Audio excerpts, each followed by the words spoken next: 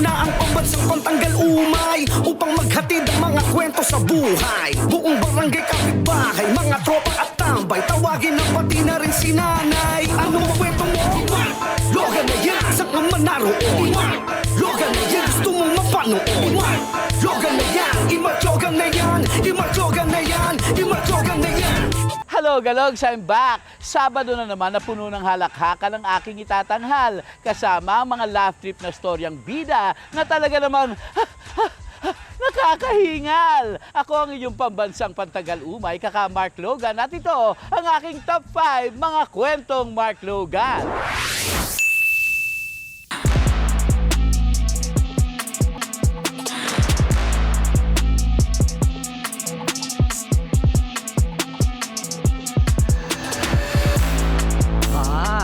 Galogs, huwag kayo manito, hindi si Batang Quiapo yan, pero Gina G rin siya sa kagwapuhan.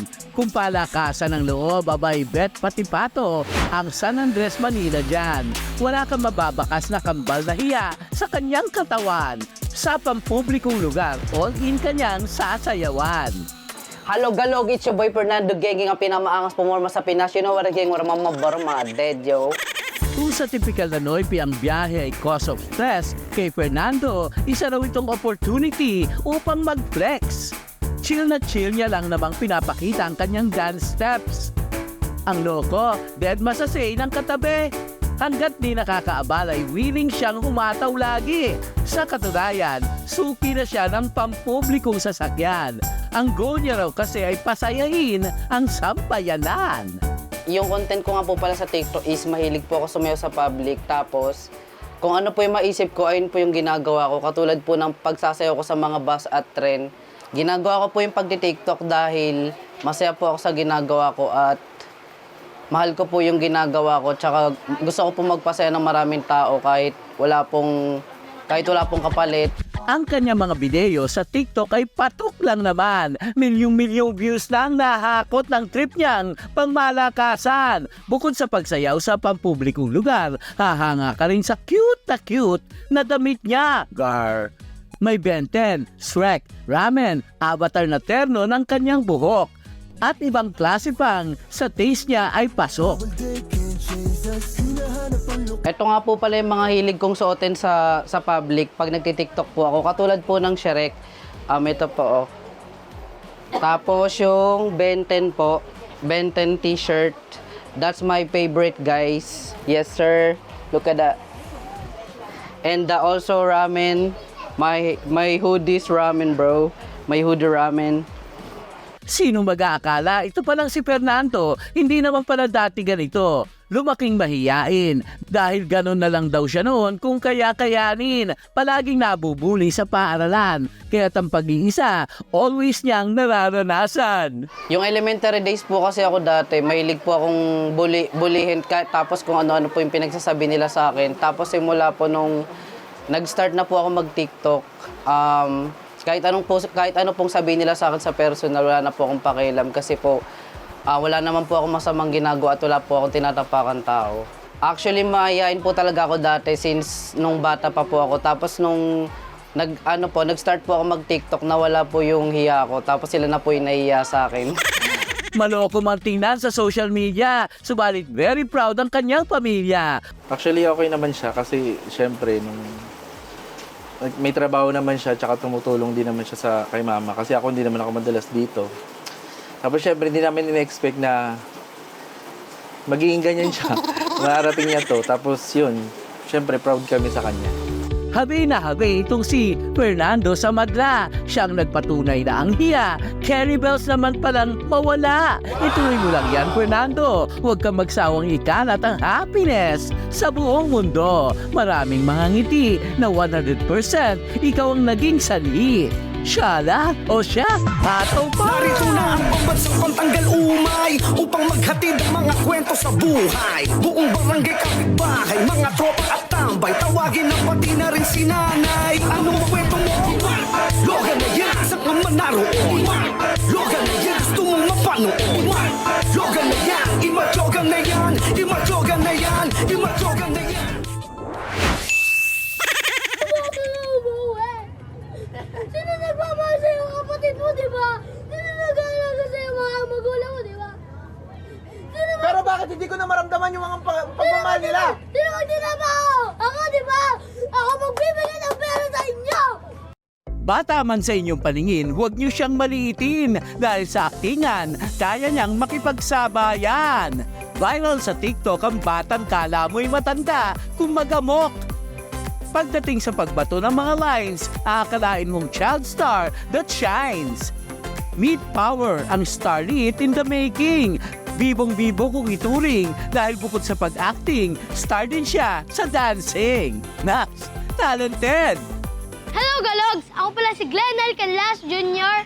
And ako pala ang starlet ng Quezon City! Umabot sa 10 million ang views ng kanyang video. Kaya ang kanyang pagsikat, kala mo, nakaturbo. Instant sikat si Bulilit dahil sa kanyang acting na nakakaakit. Nagulat po na kasi kada araw po parang dumadami po or every hour yung ganun po. Yung parang, pare po, nung nag 1 million po siya, parang pataas po ng pataas. Kada tignan ko po sa TikTok, parang tumataas po siya lalo. Pagod na ako sa inyo! Napakot ka na sa amin! Kung gusto mo naman umalis, hindi iwan mo na ako! Kapatid mo naman ako ah! Hindi mo ako mahal! Promise ka ng promise, di mo naman pinibili! Po, nung ano po kasi, that time po nun, nag-i-scroll lang po talaga ako nun sa mga old pictures and old videos po namin. Then, it happens na nakita ko po yung video namin ng kapatid ko. Then, naisipan ko po na parang i-upload po siya just for fun. And kung sakali man po na mag-viral. Pero wala din naman po sa parang intention ko na like para ma-discover siya, ganito, ganyan. And yun, nagulat na lang po ako na biglang nag-boom po yung video ng kapatid ko. Sa likod ng mga camera, isa raw siyang mapagmahal na bata. Pagdating sa kanyang Kuya Clark, he always gives him hugs and kisses that will mark. Hi guys! Ako pala si Power. And ito po yung pinaramis po na bibilin po sa ni Kuya. Ay tawag po nito ay fingerboard. At ngayon po, nilalaro ko na po ngayon.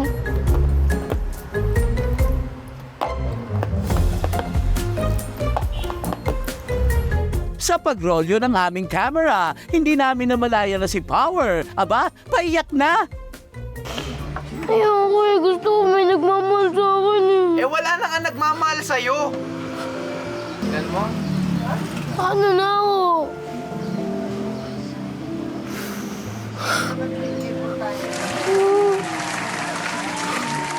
Mababaw daw ang kanyang luha, kaya sabay sa kanyang mga linya ang isang makabagbagdamdami na eksena. Pak! Pampamasi, bata, batuta!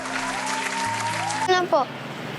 Parang iniwan na po ako ng magulang ko or parang sinasaktan mo ako ni Kuya, ganon. Tapos yung mga sinasabi po na masasakit sa akin at pag parang sinasabi po ni Inang na iiwan niya po ako, ganon. Yun po yung mga inisip ko pag umiyak po ako eh. Bukod sa pagiging artista, pangarap niya raw ang maging sikat na vlogger, achiever. Dahil maging engineer din ang isa pang pangarap ni Power. Engineer or architect po? Architect po kasi dahil po marunong po ako mag-drawing, parang gusto ko po mag-drawing ng mga, gusto ko po magpagawa ng bahay, ganun.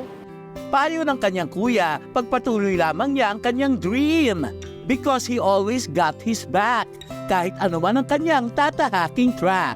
Mapa-acting, dancing, or drawing, truly, you're a star in the making. Kaya naman, Power, never stop dreaming ng ang mga pangarap unti-unting marating. Logan na yan, gusto mo mapanood. Logan na yan, imatlogan na yan, imatlogan na yan, imatlogan na yan. Logan na yan, gusto mo mapanood. Logan na yan, imatlogan na yan, imatlogan na yan, imatlogan na yan. Outfit check! Sunod na story for today's video ay amazing but sulit, bardagulan to the max para sa inaasam na trip. Ang mga Noipi mahilig sa sulit. Mura na. Naku, tawad pa ang hirit. Kaya ngayon, patok ang pagdayo sa ukay-ukay. Huwag nga lang matulad kay Ateng na ang ukay galing pa ata sa lamay. Oh well, ang ukay finds nga raw ay talagang swertihan mga Zay. Merong dumadayo pa ng Japan para doon maghalongkay. Ito namang si Kuya, kakatipid O ha? Nakahanap ng libre. May gagi pang sapatos. Kaloka mga te. Kaya naman samahan ninyo ako sa payatas mga te. At halongkatin natin ang trips na ukay na okay. Bantagulan to the max sa mga utaw. Nagpa-fly pa nga. O sige, salpukan ang mga bakaw. Walang frenny-frenny, tablado ang umagaw. Dito, ukay ay treasure. Walang eepal at ngangaw-ngaw. Mainit o tag-ulan, pinipilahan ang mga jacket. 100 pesos lang kasi, maski ako mapapasugod. O, bakit? Saan ka ba naman kasi makakakita ng murang branded at high-end? Para nga lang mapa sa'yo, need mong mampated? Sunday, ukay day para sa mga abangers na ito. Biruin mo, alas 3 pa lang ay nakabang at mula Laguna pa ang dayo. Buwabakod na po ako dito mga alas 3 po ng madaling araw. Para po sigurado. Malapit nang pumatak ang alas 10, kaya everyone ay naghahanda. Si Kyle, the owner, tamang kapilan habang ang mga zombie sa labas, di na magkanggaw-gaga. Okay, ready na kayo dyan. Pasensya na kayo, maulan. Pero eto na, simulan na natin guys. Since na alas 10 naman na. Okay, friendly lang to, walang sakitan ha. Okay lang mabali yung hanger, basta huwag na magkasakitan, okay? Yan. Okay. Okay guys, 10 PM na, simulan na natin. 3, 2, 1, let's go!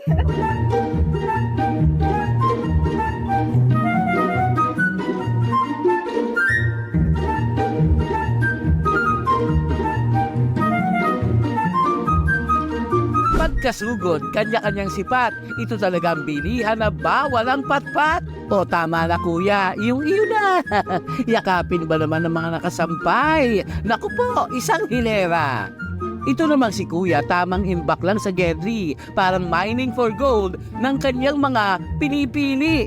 Si kuya naman, nako, inupuan ng isang tambak sa pagkaalisto niya. Ang iba walang binatbat. Si Ari naman talagang business-minded diretso sa live selling para auto-kubra.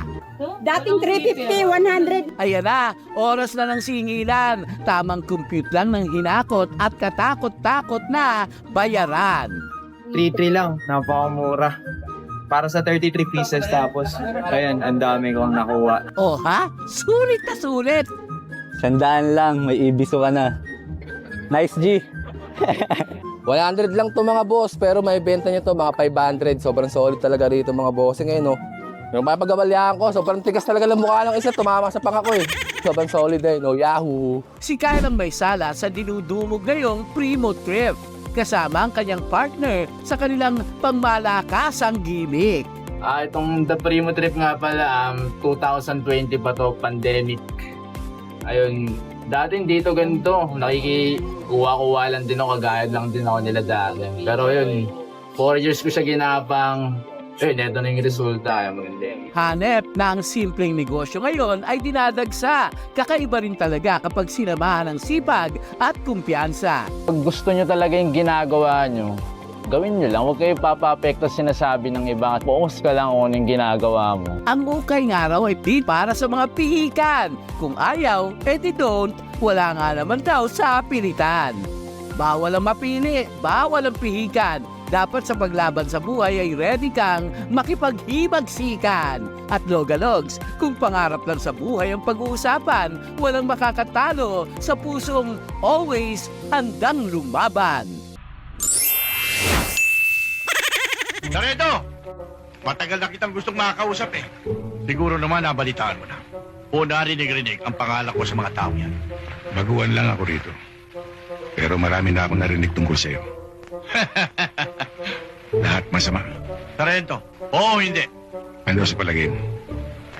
Bang, bang, bang! Exciting! Parang real! Para nga namang 80s to 90s ang feels. I rode my horse to San Ildefonso, Bulacan at dinayo ang talented Noipi na pangmalakasan. Hello, Galogs! Enrico Beauties po, ang polymer clay artist ng Bulacan. Meet Rico, the artist. Nakakaiba nga naman ang trip. Ang mumunting talent, sinamahan ng gimmick. Nagtapos siya ng fine arts at nagtrabaho ng 2 dekada bilang animator. Meron dumalaw sa akin sa office. Idala siya sample na parang ano rin, sculpture din. Doon ko naalala. Oo nga pala, ito pala yung passion ko nung bata ako, sabi ko. Doon ako na-inspired doon sa gawa niya. Sabi ko, dito ulit ako magsisimula. Nagsimula sa pastillas at fondant na edible creation hanggang sa may nag-request ng di napapanis na version. Ang solusyon, gumamit ng clay na pangmatagalan, yung tipong pwedeng i-display at matitigan. Pinag-aralan ko muna gumawa ng mata, tapos yung buhok. Pinag-aralan ko muna kung paano magkabit. At saka siyempre itong damit. Dahil nga wala naman ako makitang mananahi, sabi ko, ay mag-aaral na lang akong manahi. Ang passion for sculpting ay nagsimula noong siya ay bata pa. At 5 years old, putik at styrofoam mula basura ang kanyang minamaniobra. Dahil personal na mahilig sa pelikulang Pilipino, pinili niyang bigyan ng buhay mga iconic lodis like FPJ, Romy Diaz, Paquito Diaz, Dolphy at iba pang stars niya ibinuhos ang kanyang husay. Alam mo ba, Logalogs, the all-around pala ito si Rico. Kaya nga laging comment sa akin ng mga nagano Sir, kompleto ho kayo, sapatero, mananahi, tapos makeup artist, tapos barbero.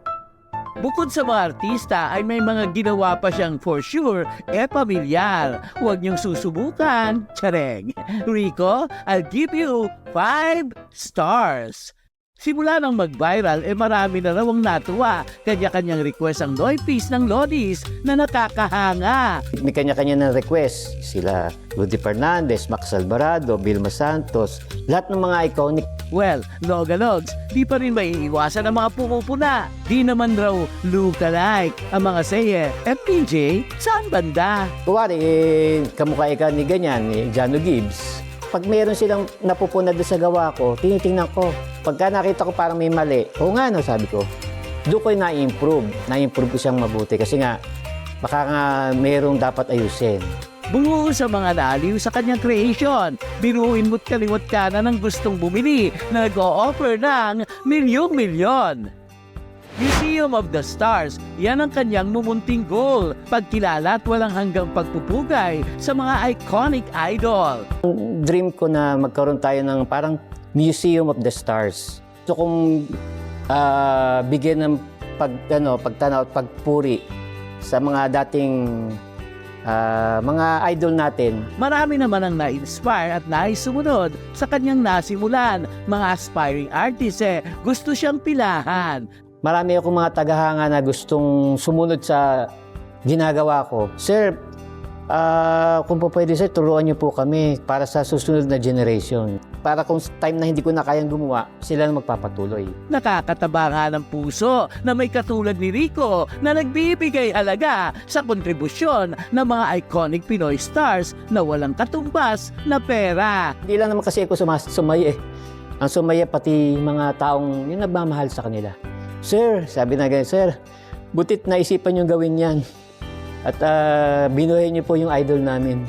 Wala! Ikaw na talaga ang legit na star maker, Rico. At for sure, na patuloy na mag-uumapaw kaming mga Noipis na humahanga sa'yo. Gusto kong ulit silang maalala muli. At para po bigyan ng pugay para sa nagpangat po ng pelikulang Pilipino. Ipagpatuloy mo, Rico, ang iyong mumunting passion for creation dahil walang salitang makakapantay sa iyong kahangahangang misyon. Logan na yan, gusto mo mapanood. Logan na yan, imatlogan na yan, imatlogan na yan, imatlogan na yan. Logan na yan, gusto mo magpanood. Jogan na yan, imajogan na yan, imajogan na yan, imajogan na yan.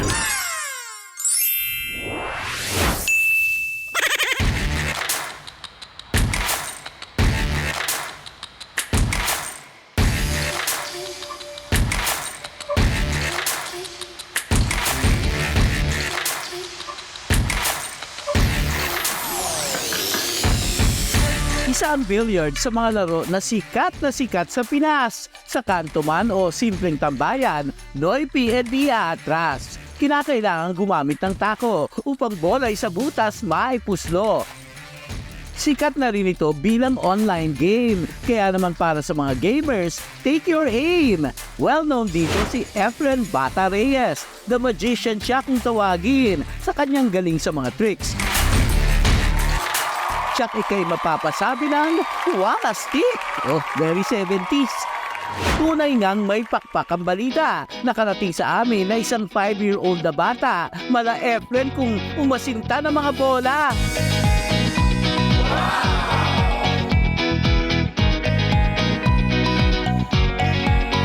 Bali, natutunan ko pong i-upload yung video na Eren kasi nakitaan ko po siya ng skills kasi po sa ordinaryong bata na 5 taong gulang, tapos alam niya pong mag-billiard. So, naisipan ko pong i-upload yung video na yun. Kaya naman lumipad ako papuntang Zambales at doon ko na sight ang nakakabilib na si Eren. Eren Batuta Reyes. Isa man siyang bata pero kung sumargo ng bola, kala mo parang matanda. Hindi raw siya tinuruan ng kanyang papa. Sadyang hobby lang daw ito ng kanilang pamilya. It runs in the blood, ika nga. Kaya pagdating sa bilyar, she could be the next Efren Bata. Bali, natuto po siya sarili niyang kakayahan. Hindi po po tinuruan, sarili niyang natuto. Feeling niya po talaga yung bilyar kasi talagang kung makikita siyang bata dyan, pupunta lang isa dyan tapos magkikipaglaro sa mga bata. Para masubok ang kanyang skills, hinamon namin siya with a twist. It's a battle with her father to see who is better. Sa una, mga tira niya ay mintis. Ang iba naman ay tumada, please. Tuloy lang, iha, hanggang maipasok mo ang mga bola.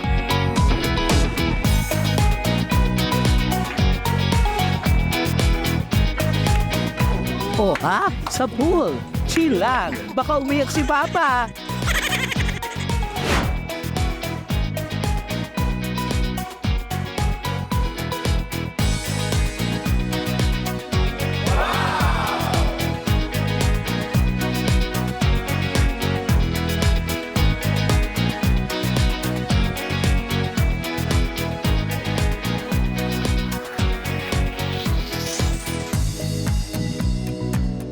Bukod sa pagiging billiard player, she wants to be a crime slayer. Pangarap niya raw maging pulis. Hustisya tako? Nako, wala talagang mintis.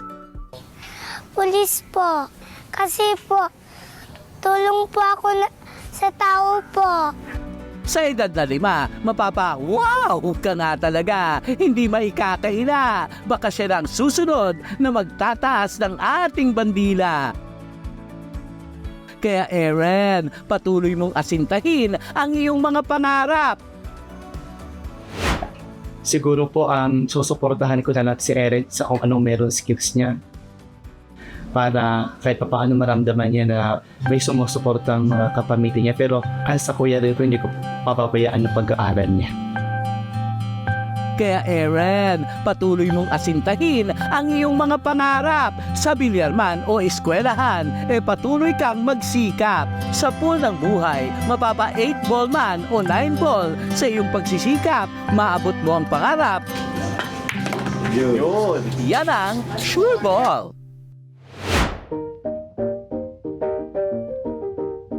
Isda po, bangus dagupan. Bili na kayo, Pogi. Maganda, bili na. Sa palengke, palakasan ang hiyawan. All the way sa pagtawag, makabenta lang. Abay ang ibang ang customer, nawiwili sa pagpunta. Masabihan lang ng pogi at maganda. Uwawa!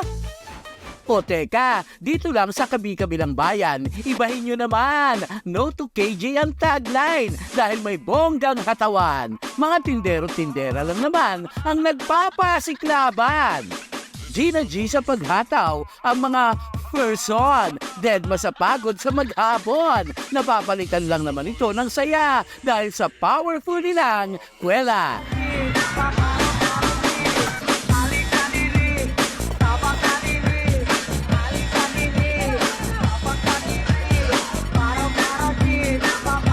Dito sa Lapu-Lapu City Public Market, ikaw na lang ang mamimili kung sino ang iyong bet. Itong si ate, akala mo'y aamukin ka ng away. May left and right pang pangkaway. For the lead lang naman pala sa pagsayaw. Hahahay!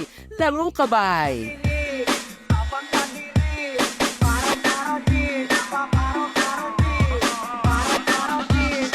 Hindi ka naman sasabit sa pambato ng Quezon Central Market. Alata mong pinalaki sila ng sex bomb sa super lambot ng kanilang bewang. Hataw na hataw sa pagkembot. Feel na feel ang pagiging bebot. Dito naman sa Dumaguete, may pinaglalaban si ate. Walang ate-ate. Sumayaw na nga sa lapag, be. Hindi rin nagpapigil ang co-vendors niyang gigil na gigil.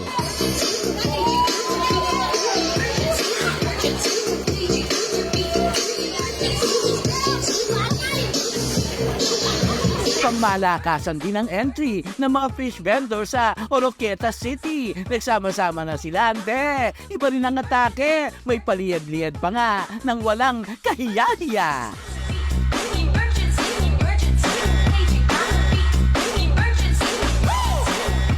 Isayaw lang ang stress, problema ay ihataw. Huwag magmukmok logalogs, buto-buto ay igalaw. Mahirap man ang life basagin ang lumbay. Para GV Everyday, sumayaw sa saliw ng buhay.